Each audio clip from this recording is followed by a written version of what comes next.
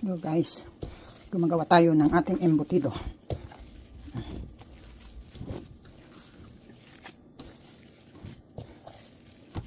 Bali, special ito dahil meron siyang chorizo at saka meron siyang cheese.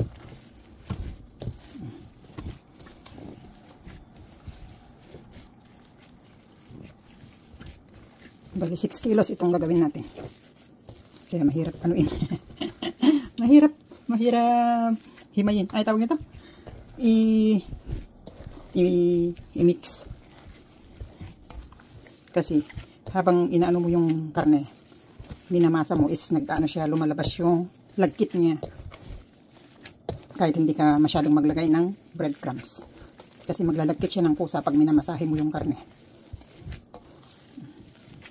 Bali, ang inilagay natin dito, ginadgad na cheese. Pero maglagay din tayo ng stick.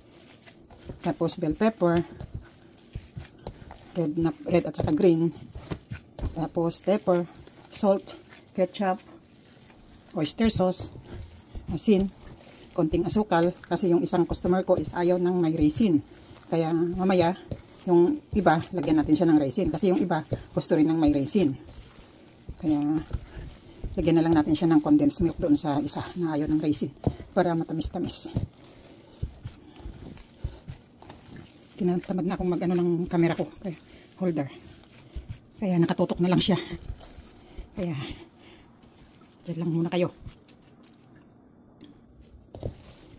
May ano din pala ito, may relish, sweet relish at saka carrots na ginadgad.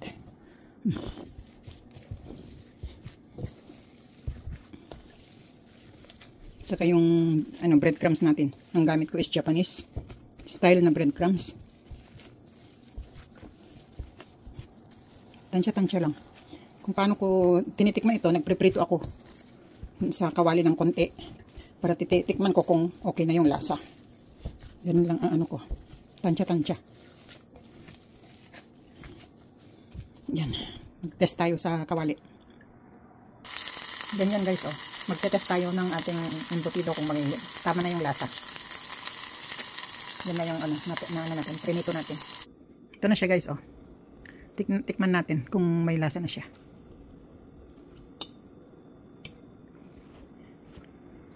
Mainit.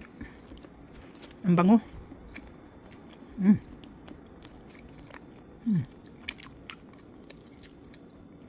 Okay na siya. Okay na siya.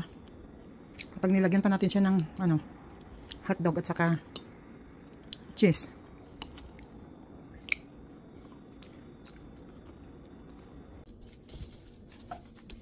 Ngayon, hatiin natin siya sa ano, kalahati. Hatiin natin siya. Kasi yung kalahati, lagyan natin siya ng raisin.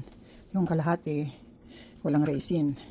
Kasi ayaw nung ibang customer ang may raisin. Pero tama na ang ano nito, ang lasa, ang tamis. Kasi ano, tinimpla na natin lahat. Tapos itong isa kabila is itong kalahati mas gusto ng matamis. Kaya lagyan natin siya ng raisin. Ang pinapang-asukal natin dito ng mostly is condensed milk. Ito. Para malinamnam. Tapos may cheese. Assemble na tayo. Ito yung ating hotdog. Ito yung ating cheese.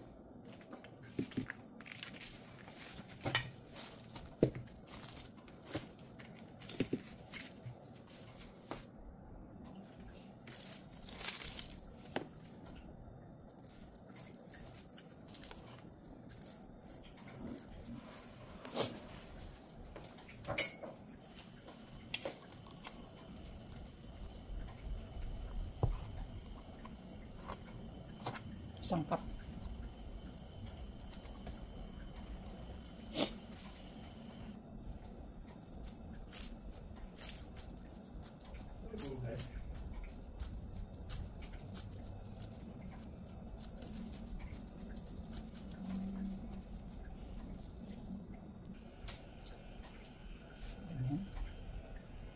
Ganyan. Tawag natin.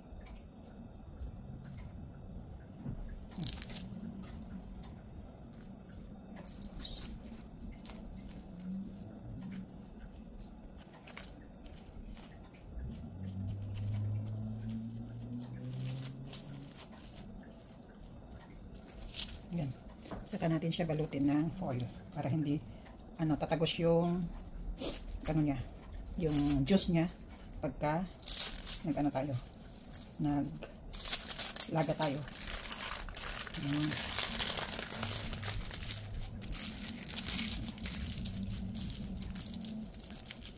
Ito na yung ating finished product. Steam natin ito mamaya ng 1 hour.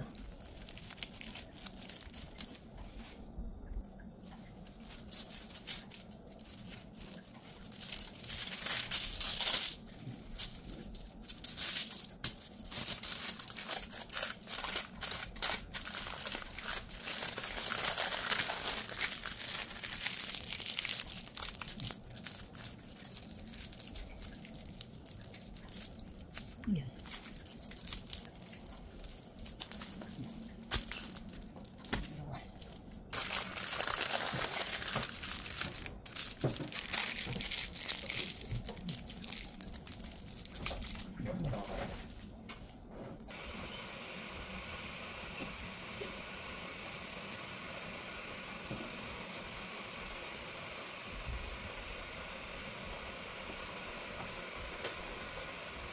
Kape nga ko eh?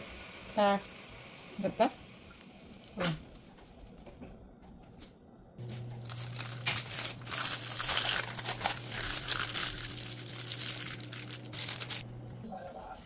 Ito na yung ating raisin. Yung ating babalutin na may raisin. Nakatapos tayo ng 10 piraso doon sa walang raisin. Kaya itong may raisin, hinati natin.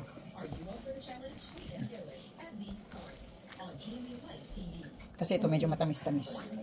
Pero may raisin na siya. Mas matamis kaysa doon sa regular. Balot tayo ulit. Ito guys, nakagawa tayo ng 20, 10, 11, 12, 13, 14, 15, 16, 17, 18, 19, 20, 21, 22, 23, 24, 25, 26 pieces yung nagawa natin sa 6 kilos. Oh no, 6 kilos. Ngayon, steam natin siya ng 1 hour sa medium heat. Okay.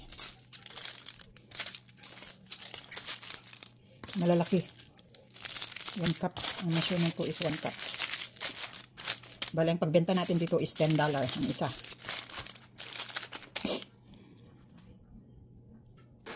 Yan, steam natin siya. Para steam natin siya ng 1 hour. Bale, 2 batch.